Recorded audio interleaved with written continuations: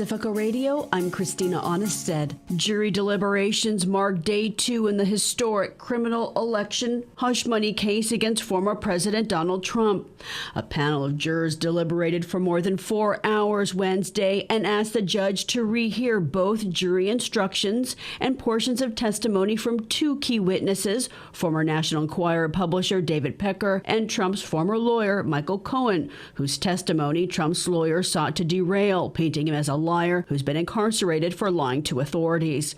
Prosecutors say Trump falsified internal business records to cover up hush money payments tied to an alleged scheme to bury stories that could derail his 2016 White House bid in violation of New York election laws. Trump's denied any wrongdoing, pleading not guilty to all 34 felony counts. He blasted the case ahead of jury deliberations today, calling it election interference as he campaigns for another White House bid. This Stalinist-like case is a Stalinist-like case. It has prevented President Trump from running for office. It has prevented him from campaigning. He's unable to campaign because he's been in a courthouse for 5 weeks. Trump's son, Eric Trump, speaking outside the courthouse Tuesday, says they'll win their case because they're white. And I cannot wait for the day that we win. We will. We're white. The entire country knows this is nonsense. They don't buy it. Eric Trump. Courting the black vote in Pennsylvania Wednesday, President Joe Biden said if the deadly January 6th Capitol attack had been committed by black people, Trump wouldn't want to pardon them. What do you think would happen if black Americans had stormed the Capitol? I don't think he'd be talking about pardons.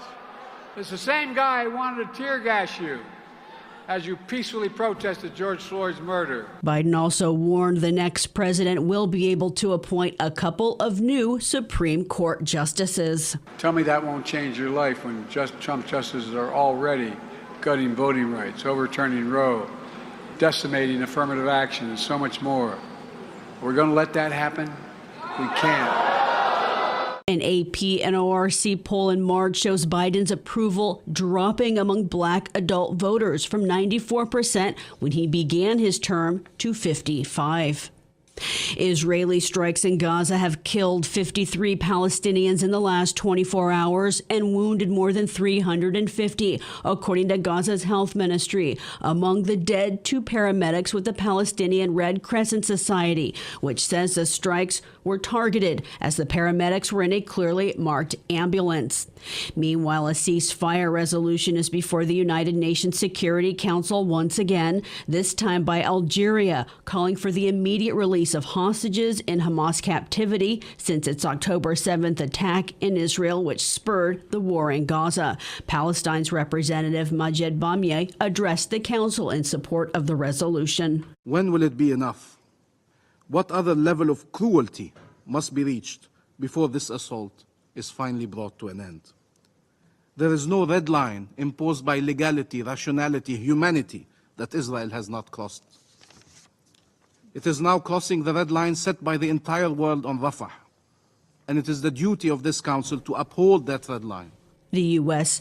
appeared critical. It's vetoed 3 previous ceasefire resolutions. Israel's representative said the war could end immediately if Hamas surrenders and releases all hostages. Brazil's President Luiz Inácio Lula da Silva has withdrawn his ambassador to Israel over the war in Gaza.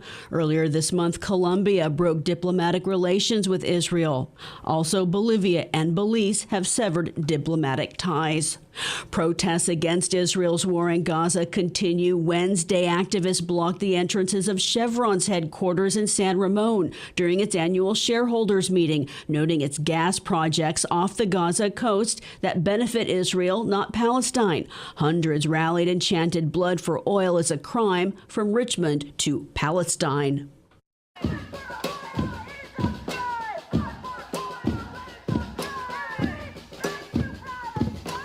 Organizers say Chevron Corporation owns a 25% stake in the Tamar gas field and operates and produces from Tamar, Dalit, and Leviathan gas fields all off the coast of occupied Palestinian territories. Shali Sela is a Jewish activist.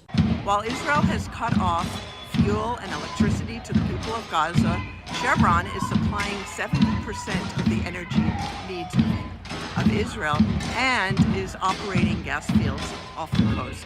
Shally Sela. U.S. Secretary of State Antony Blinken is in Prague for a NATO foreign ministers meeting where he's assailed Russian attempts to sow discord in democracies with misinformation after suggesting the Biden administration could allow Ukraine to use U.S.-supplied weapons to strike inside Russia, a move Russia warns would be a dangerous escalation. France's president and Germany's chancellor are joining the head of NATO in allowing Ukraine to use their long-range weapons to strike Russian military bases. Partial results in South Africa's election indicate the long-ruling ANC African National Congress may lose its control for the first time in decades since it swept to power under Nelson Mandela at the end of apartheid in 1994.